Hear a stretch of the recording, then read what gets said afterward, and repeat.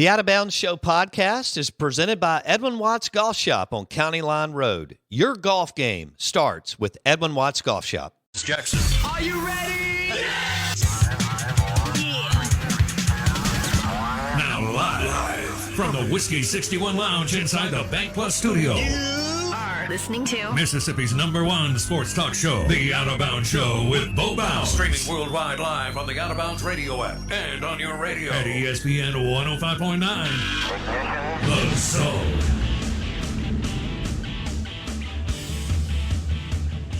Oh, man. The Out of Bounds Show is brought to you by the Porterhouse, medium rare. Side of mushrooms, Four Roses bourbon small batch. Or Four Roses small batch. Four Roses small batch. Yeah. Four Roses small batch bourbon. That was a better way to put it. All right.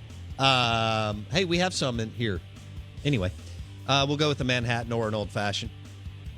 Kessler Prime in the Renaissance, KesslerPrime.com to make a reservation.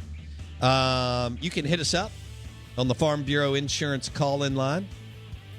601-707-3750, 707-3750. Twitter handle at BoBounds. Brought to you by Rick's Pro Truck. Spray and Bedliners lift kits, RPT. Rick's Pro Truck, Gluckstadt, Madison County. And then your Mississippi Ag John Deere tractor text line. Also John Deere lawnmowers. Zero turn and otherwise. Mississippi Ag text line, 601-885-3776. Welcome in. Good morning. Blake Mania with me. I'm your host, Bo Bounds. Detillier at 8:30. Brad Henderson, Ole Miss Baseball Network at 9:30 today. Everybody will join us on the Modelo guest line as we are super excited to be a part of the Modelo team. And the Modelo team dropped off a 12-pack of Modelo Especial and a case. I think that's a case of Modelo Negra, right? Yeah. Yes, I believe so. And then an unbelievable cooler that is so strong. I'll have to post it on the Twitters again. Isn't that a pretty cooler? Isn't that a good-looking, sharp, cool? Wouldn't you love to have that? I'm taking it home. Oh. I do have it now. Oh, are you making yourself the winner? Yeah. Oh. I'm going to tell you someone won, and then it's just going to end up in my house. No. How should we give this away on Masters Week next week? Ooh, that's probably a good idea. And that would be kind of cool. Fill it with some things. Well, maybe we'll fill it with a 12-pack. Few things. Yeah, that'd be cool. Put a couple different prizes in there. You know what? We'll have to do a big giveaway, though. You're out of control. I am. You really are. I'm just a man of the people. I'm like Robin Hood. It's National Doctors Day. Did you have a favorite doctor growing up? Dr. Seuss. Okay. Dr. Phil's always been entertaining. Dr. Phil is, and he's really close friends with Ron White. Yes, the comedian. There's a great the great stand-up skit or stand-up segment that Ron White does about being on the boat. It's still incredible. And his wife does this amazing song because she, ironically, Ron White's an opera. He's married to an opera singer or something like that. Yes. Yeah, she is kind of world renowned. Yeah, professional singer, and so she does this. Well, amazing, we're professionals. That's so, right. I mean, but not singers. She does that amazing performance on the yacht, and then Ron's like, and this is Dr. Phil's yacht, which is massive because Dr. Phil has been raking in the dough, and so Oprah Winfrey made him. Yeah, that's a fact. He's not even a doctor. He's just he's a multi-zillionaire. Yeah, correct.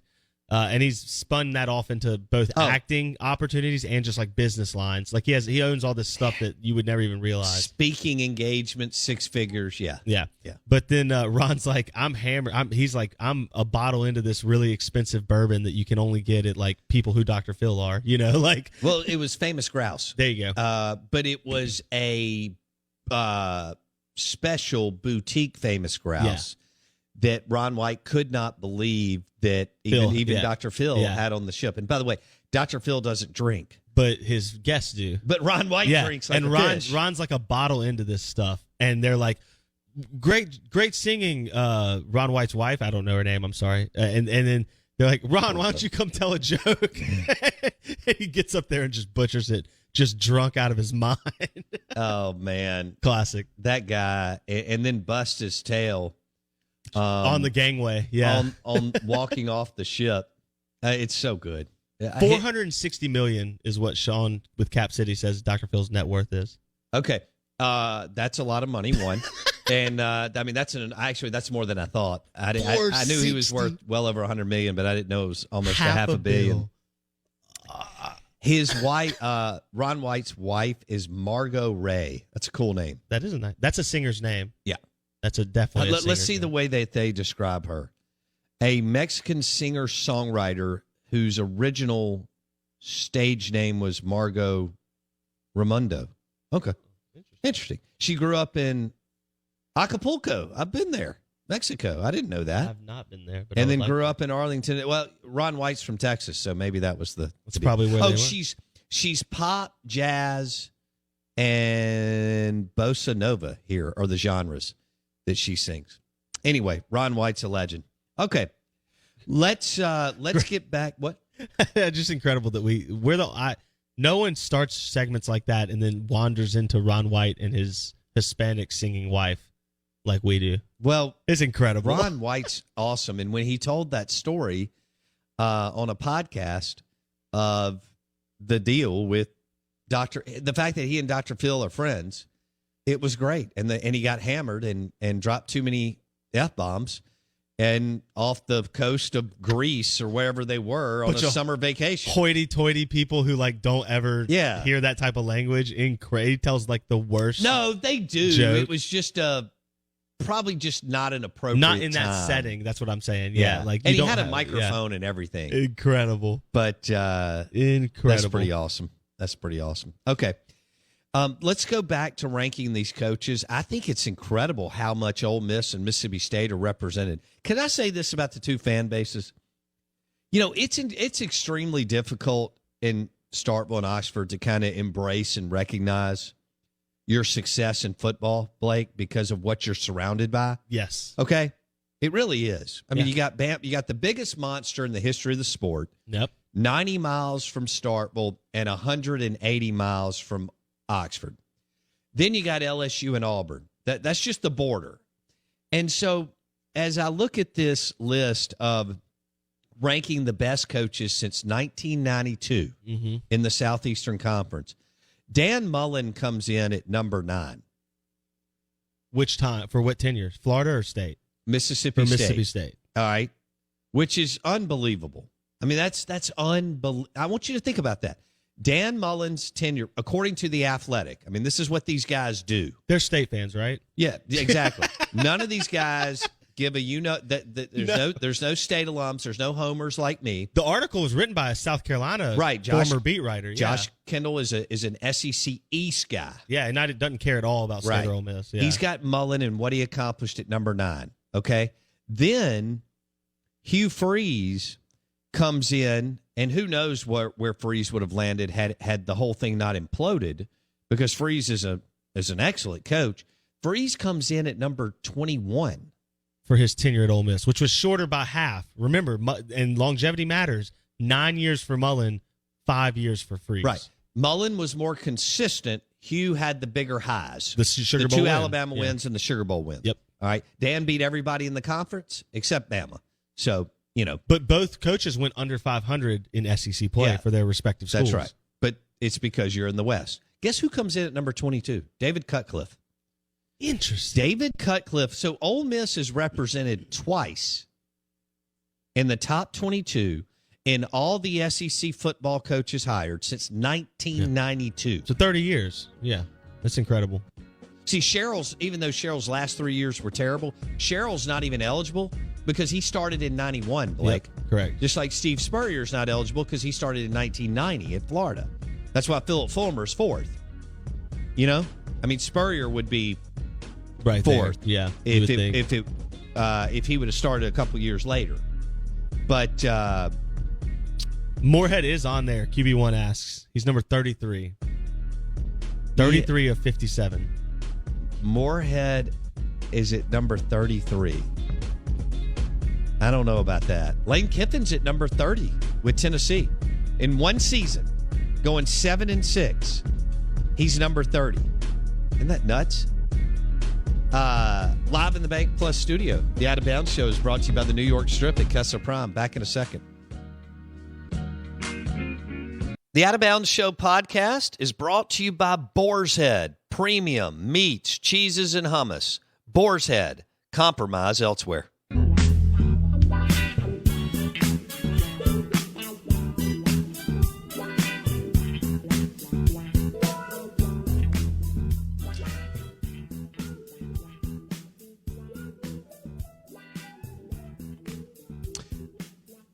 Good morning. Welcome in. Out of Bounds, 105.9 The Zone. I'll stick with this. Ole Miss has the best opportunity to beat Alabama in 2021 in football because of Matt Corral and the way they're built on offense. Not with what they're built on defense, although they'll be better. But don't you just feel it, see it? I mean, Auburn. What is Auburn going to do? They'll be down. I mean, maybe not way down. I'm talking about for Auburn standards, just slightly. I don't know. Maybe Harsin can get it back going in year one, but they've got a new coach. Ed Ogeron is on his third set of coordinators in 3 years. Is that a recipe for success? I mean, especially when you're Eddie O. I mean, he's not Bob Stoops or Urban Meyer. Okay, so that's two. Hold on. Bear with me. A&M is breaking in a new quarterback this year. And we already know that Jimbo's offensive reputation and prowess is fool's gold. And so after Kellen Mond started for 3 years under Jimbo and didn't get any better, why should I believe that one of these new guys, by the way, they're total opposites. So who knows what Jimbo wants to do? I don't think he knows what he wants to do, other than he wants to have a real thick, complicated playbook. So he's got a pocket passer that was highly recruited and a dual threat guy that was highly recruited. That's who's going to compete to replace Kellen Mond. So that's your three. And I mean, Arkansas, we'll see what happens there. Kendall Briles is a heck of a coach. You know, what are they going to do? I don't know at QB. Mississippi State has a quarterback. Mike Leach will upset someone again. I don't know who it'll be. He upset LSU last year. He's already beat a top 5 recruiter. Now, the question is, will the Lane train beat a top 5 recruiter this year? And I think that they will have, again, a chance. I don't mean that this game is 50-50 when I say that I think Lane and Ole Miss have the best chance to beat Bama. That game's at Bama. I would think we're going to be at 100% capacity. We sure need to be and better be. I mean, the Final Four this weekend should be at 100%. But so that's early in the year. Bryce Young will be the guy at Alabama. New coordinator and new quarterback at Alabama. Is that enough of a window to take Bama? New offensive coordinator. I think Sark was their best ever, and Kiffin was literally 1A. I mean, Sark and Kiffin were the best offensive coordinators they've ever had. Maybe going back to Howard Snellenberger, who passed away over the weekend, who was Bear Bryant's offensive coordinator, and who is the reason why we've heard of the U, the Miami Hurricanes. A private school in Miami. Nobody knew they had a football team. And Howard Snellenberger goes down there and builds a powerhouse. Now, he made a mistake going to the USFL. It crumbled, and then he could never get back to really a really good program, you know? But a heck of a coach, and literally built the U to hand it off to Jimmy Johnson. I mean, without Snellenberger, we don't have Jimmy Johnson, who you could argue is top 5 coach all time. Belichick, Saban, Jimmy Johnson, a couple others. When you win it in college and you win it in the NFL, he may be the best GM head coach in the history of the league. Mm-hmm. What he did in the draft and the way that he could evaluate players was nothing short of remarkable. I mean, he was 0.0001% at that. He did it at Miami. He'd take a safety, make him an outside linebacker, take an outside linebacker, make him a defensive end, take a defensive end, make him a defensive tackle, right? And, he started that long before most people were doing it. But back to Ole Miss and the lane train, I think Leach will pull an upset this year because he does it every year. And if you look at his numbers, they usually take a big, big step forward in year two if he's at Texas Tech or Washington State. I expect to see that in Starkville. I don't know if they'll be quite in position to beat Alabama, but he may beat LSU at home. He may go out to A&M and win. May can go down on the Plains and win. Does Ole Miss go down? Yeah. Isn't that funny? Ole Miss and Mississippi State both host LSU this year, and they play Auburn on the road. Yeah, they're the same rotation for those two, and they're different for Alabama. They both go to LSU together, and they alternate on which one's home and away versus Bama. That's crazy. I like that. Well, you're crazy. I like that Ole Miss is. I think Ole Miss has a good schedule. My concern is that your winnable games are in between big games. So this stretch right after Ole Miss has a really early open date, week 4. That's really early. That's not ideal, by the way. The earliest other open date is MSU week 6. Nobody else has an open date till week 8 or 9. So State and Ole Miss are early. Ole Miss is really early. After their open date in week 4, they go at Alabama, Arkansas at home, at Tennessee, LSU at home, at Auburn. That is a 5-game stretch that is brutal for 2 reasons. Your winnable, really 2 easy winnable games are right in between probably the 2 biggest games of your season. Alabama, massive. Then you get Arkansas at home, at Tennessee, LSU at home. Yeah. You're recovering from Alabama when you play an Arkansas team that probably could be good enough to beat you, but you should beat. And then you're maybe looking ahead to LSU when you're on the road against a Tennessee team that you definitely should beat. I think that sets up for maybe a letdown there for Ole Miss. I don't see a game that's not winnable. I give them about a 30% chance, maybe a little bit more against Bama. Who will Bama have played? Will they have been tested?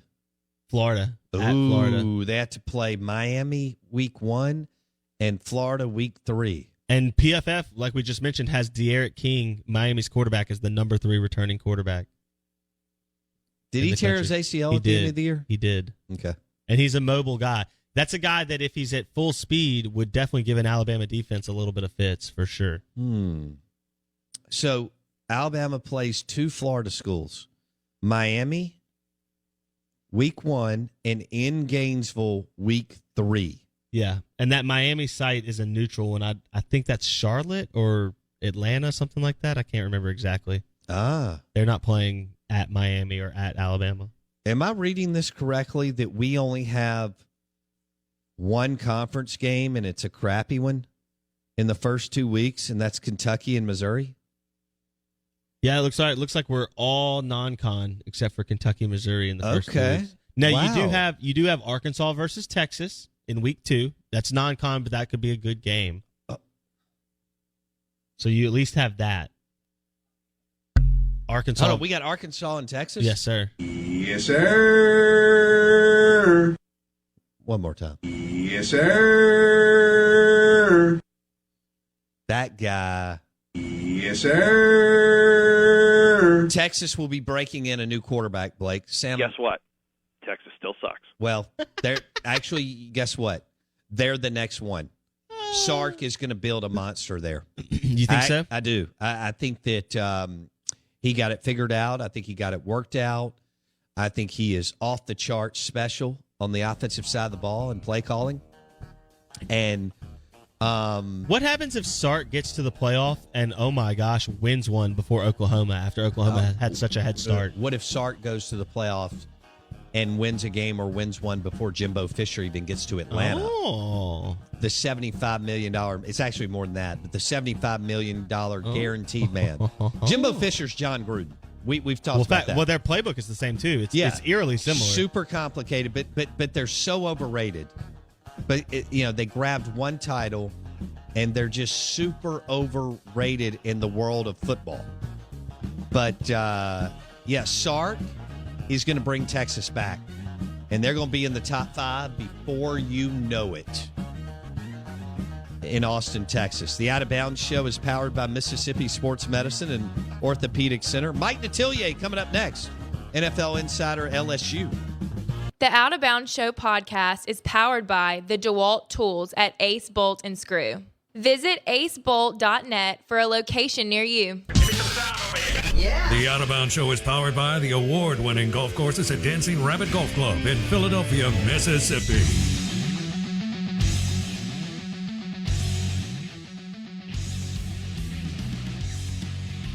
Good morning. Welcome in. Check out our Facebook page. Search the Out of Bounds Show. And Twitter at Bo Bounds. Your SEC Insider hit this morning.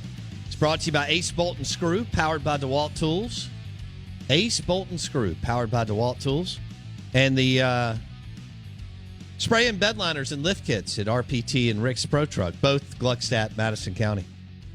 Our guests join us on the Modelo guest line. Modelo is delicious beer. Pair it with a burger, some pork tenderloins, some ribs off the grill. You'll be happy.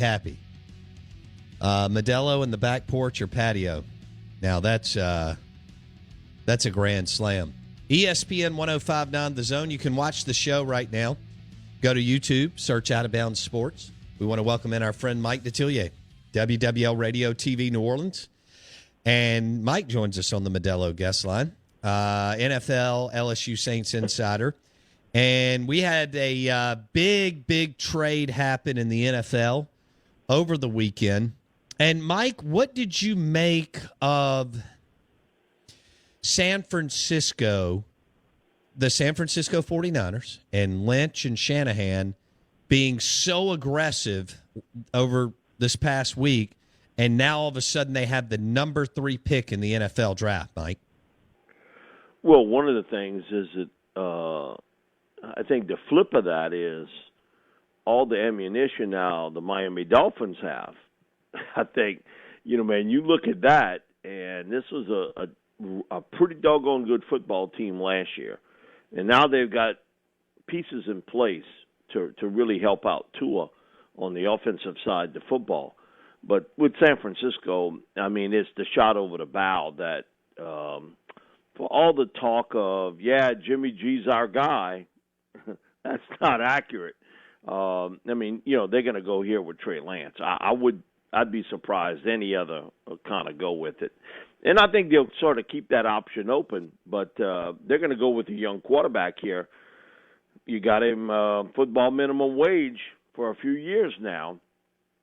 And so, you can keep Garoppolo, for a season, and then you hand the reins over to Trey in a very similar manner to what the Chiefs did with Alex Smith and Patrick Mahomes. So it's basically the 49ers telling you without telling you, we know we can get to a certain point with Garoppolo, but for us to win a championship, we need another quarterback, and we think Lance is that guy. Okay, so do you expect the Jets to take Zach Wilson, Mike?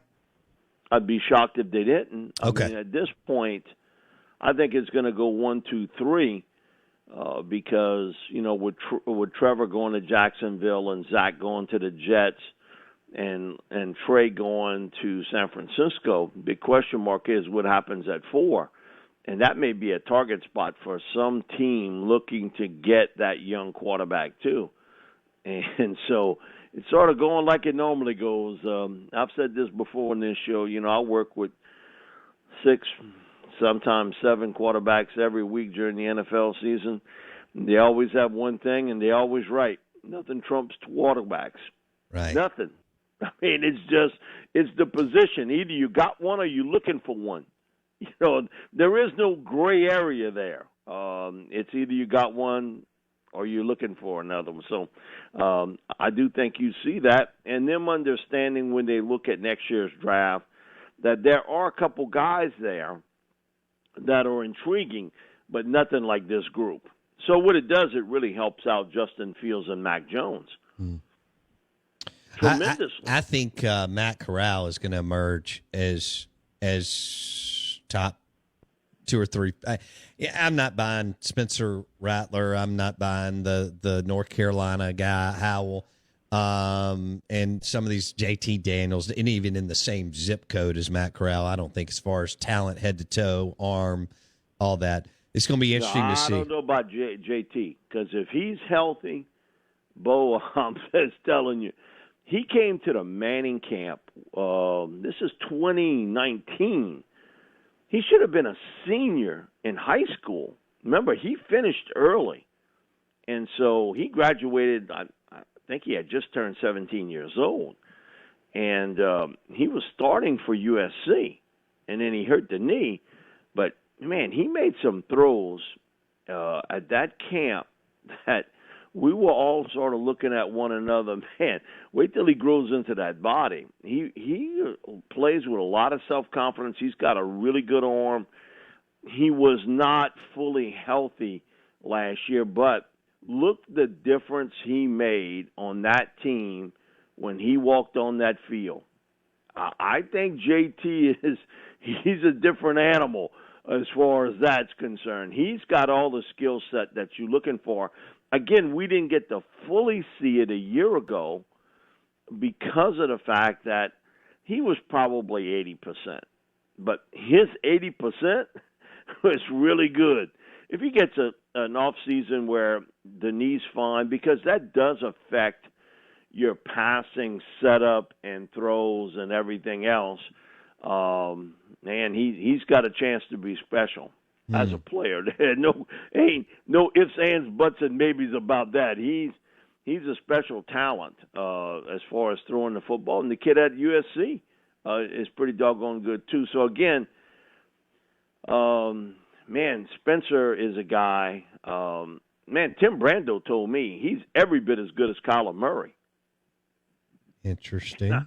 And and Tim covered him and.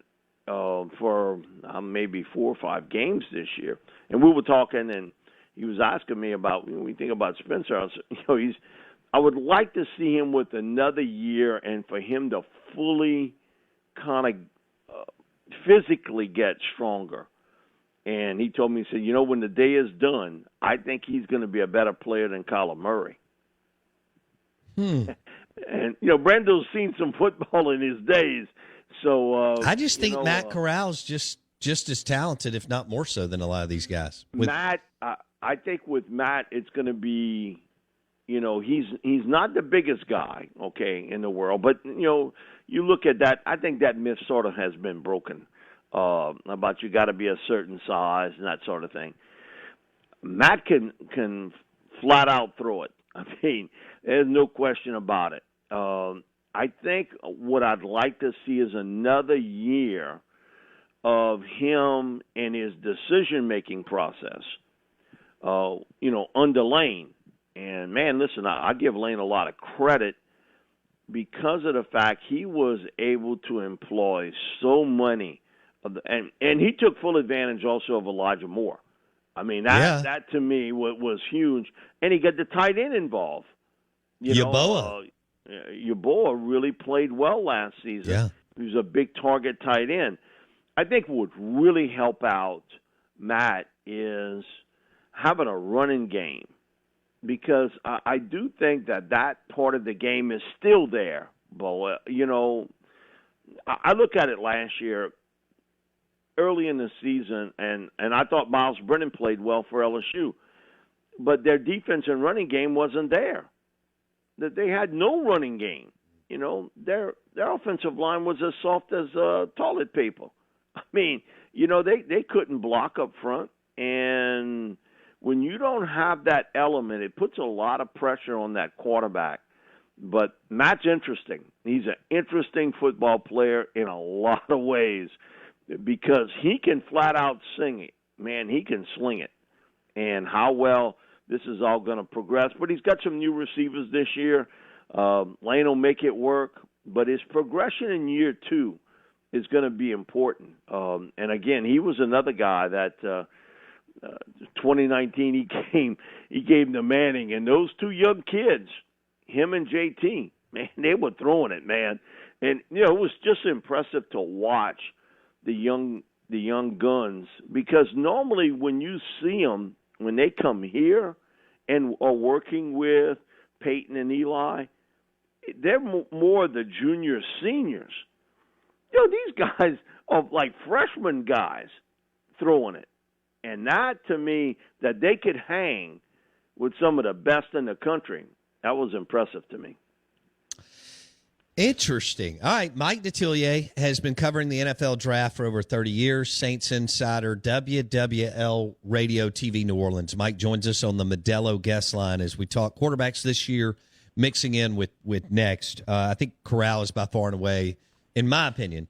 Mike loves JT Daniels too, which is understandable, but I think Matt's the best returning starter, and I don't think it's close. JT is in the mix after that, but we'll see what shakes out.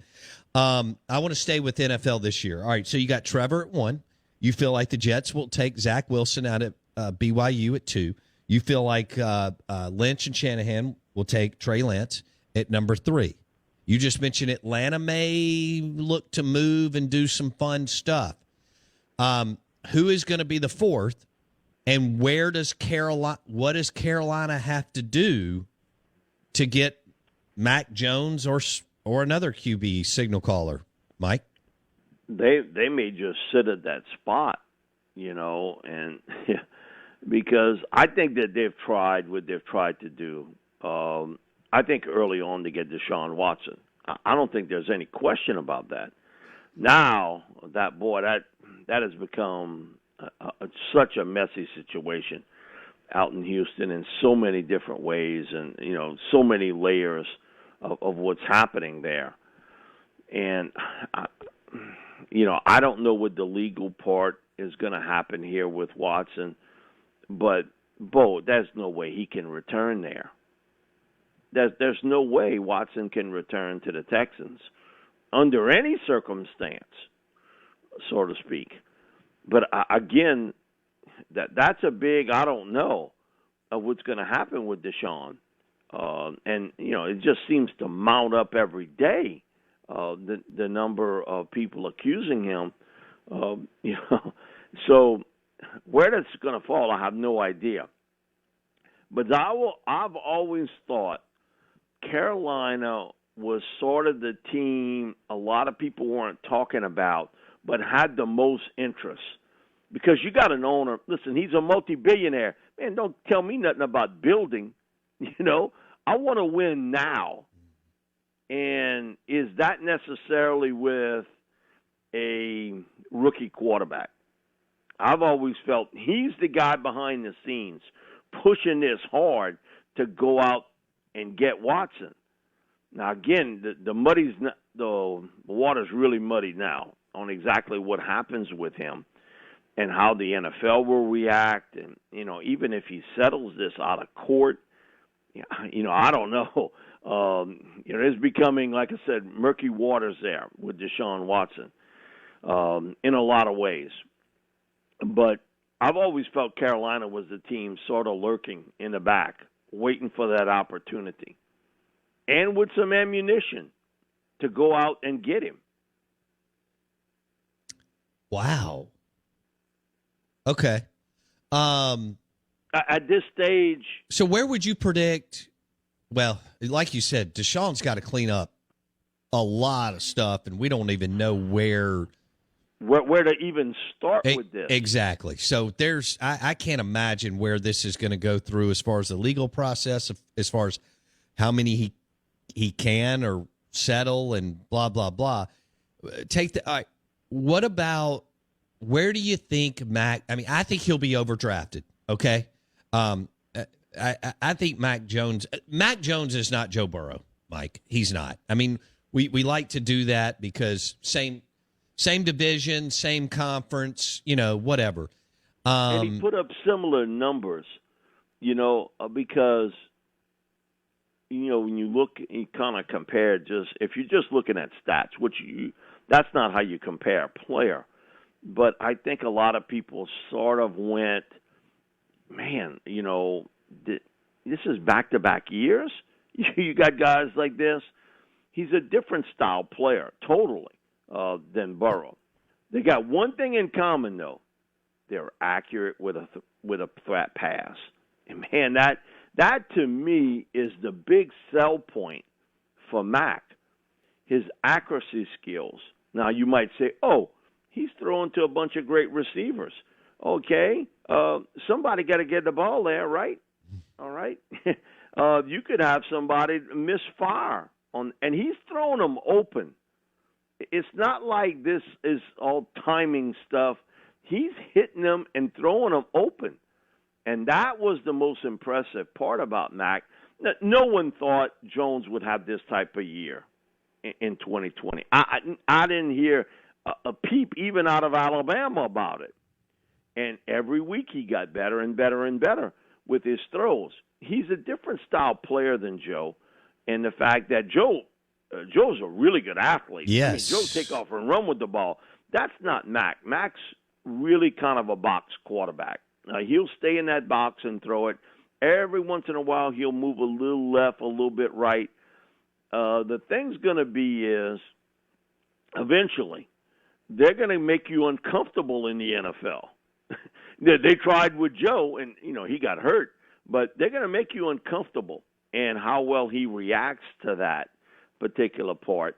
And I agree with you. I think for the most part, quarterbacks, they get overdrafted. But, again, it goes down to the position of what you're looking at.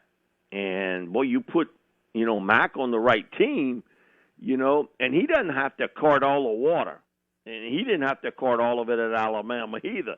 So it just depends on where he ends up at this stage and sort of who becomes the team. This is like, it's not like you're running for the presidential race, okay? You just got to win one state. You don't have to win the electoral college. You just got to convince one team you the guy. Yeah.